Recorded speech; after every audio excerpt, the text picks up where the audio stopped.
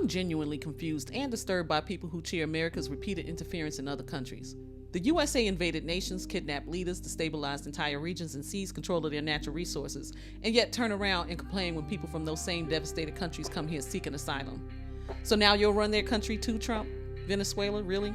All of this while our own country is in absolute shambles? Sending money to Argentina and that other foreign country that almost the whole of America is waking up to now? Making deals with Saudi Arabia and Qatar? Funneling resources overseas and using our tax dollars, yet at home we have food shortages, record homelessness, mass pew-pews, rising criminal activity, families living paycheck to paycheck. And remember Doge and those DEI program cuts and how they cut the Job Corps program for young adults trying to better themselves? Remember those FEMA cuts? You even went after the weatherman, cuts the critical weather and disaster systems left people vulnerable. Now I'm gonna read the title because it's a tongue twister, but the Federal Integrated Public Alert and Warning System. That's the system that sends emergency alerts to phones. That wasn't fully used during the deadly Texas flash floods this past summer. And what happened?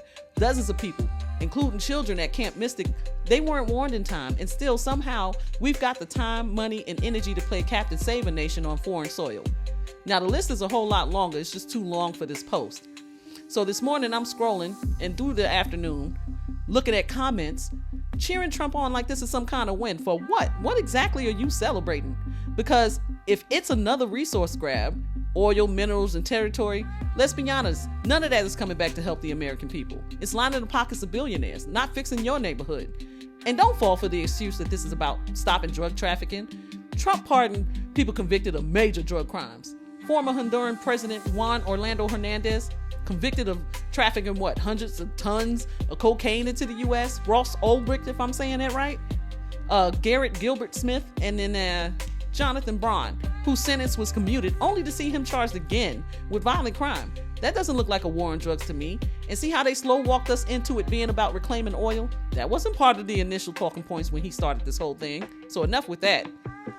And before anyone tries to throw prophecy at me, I already know this message isn't about prophecy. It's about people who still refuse to wake up. You think the other candidate would have been different. That's delusional. They're all part of the same cast. Two wings, one bird.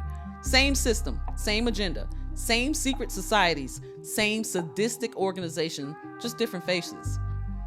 You don't need to be a historian to see the patterns. Just pay attention. Read a few books.